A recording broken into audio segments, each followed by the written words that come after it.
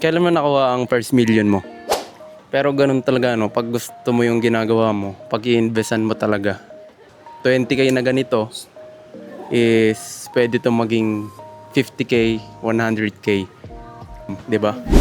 Anong mga preparation yung mga ginagawa mo pag mga ganito? Alam niyo ba guys na yung program is 2 p.m. pa, pero nandito na kami before 1. Ganun dapat. We're going to Margandon, Cavite. Para? Mag-shoot again and again. Yan. Customer na naman natin yung I'm Louis here. let's go. Galing mo kasi mag-video no? Ikaw ulit tuloy kinontak nila. Bolero. Busog mo na. Harap lang, kumakain pa ako. Document natin tong sideline ni boss ngayong araw. Let's go. Nakakatawa nga kanina. Ano? Stop mo na. Yung nakago na eh. Nasakan kong joyride. Sabi niya, mag-journalist ka po. Sabi ko, pwede kuya. Related din yung course ko. Sabi niya po course niya. Hindi ko walang ganyan. Tapos, galing daw kasi sumasideline ako kahit na nag-aaral. Wow.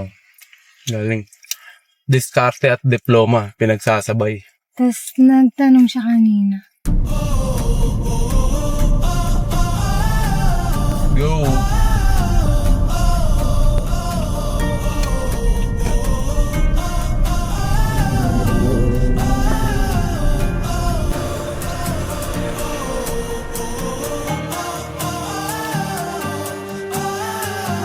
Ayun na, direct. Andito na kami sa Cavite Science Integrated School. At dito gaganapin yung outreach program ng M. Luillier. Ayun no. Tapos ayun yung ating videographer. Tatanong niya kung pwede mag-park. Alright, dito na tayo ngayon sa ating outreach program. And our videographer and director is preparing her gears para mamaya sa program. Anong mga preparation yung mga ginagawa mo pag mga ganito? Ayaw. Interview to. Gamit. Gamit. Tapos, Pasensya. pasensya. So, edit charge mo yung mga yan bago ka pumunta dito. Hindi. Ayan, wag tutularan guys sa mga videographer. Wag yung tularan. Kailan mo nakuha ang first million mo? Wala pa. Makukuha pa lang. Ayun, nalapit na. Makakuha niya na guys. Malapit na. Kaya yung mga ano dyan, yung mga may mga event dyan guys, pwede niyo siyang i-contact. Nire-reformat niya yung ano niya, yung SD card niya ngayon. Andito talaga ako para manggulo eh. Alam niyo ba guys na yung program is 2 p.m. pa, pero nandito na kami before 1. Ganun dapat. Dapat hindi tayo na-late at lagi tayong maaga. Lalong-lalo na sa mga ganitong klaseng event. Story time lang. Alam niyo ba kasi, nung unang kontrata namin dito sa M. Luillier, late kami ng 15 minutes.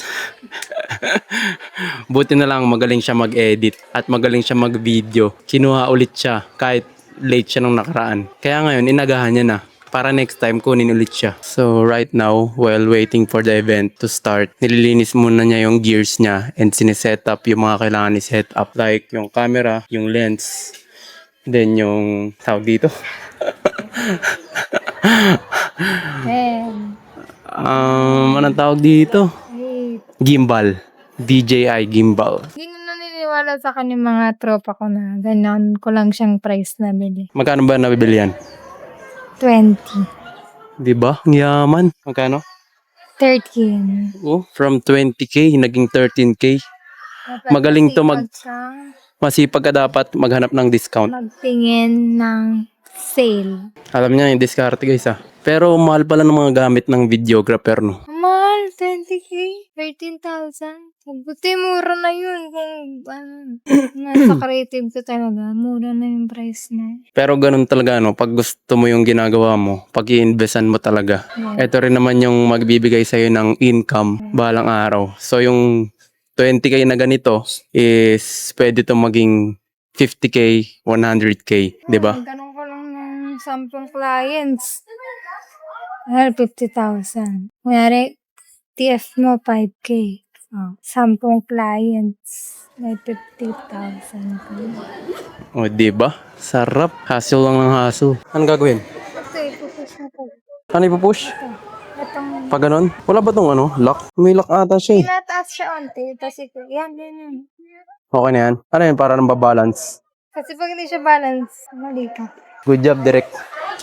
Anong mga kailangan kong abangan? Yung mga speech and... Sige. Ayun ang aking task. Ang video ko is yung mga speech. Okay na, Direk. Ano video? Alright.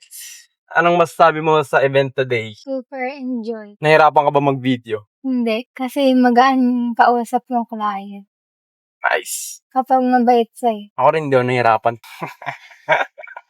Ito yung kinita ni Derek ngayong araw. Videographer. Yun! Mag-celebrate tayo ng konti dahil sa ating successful event. Tayong lahat sa M. Luillier, ang tulay ng Pilipino.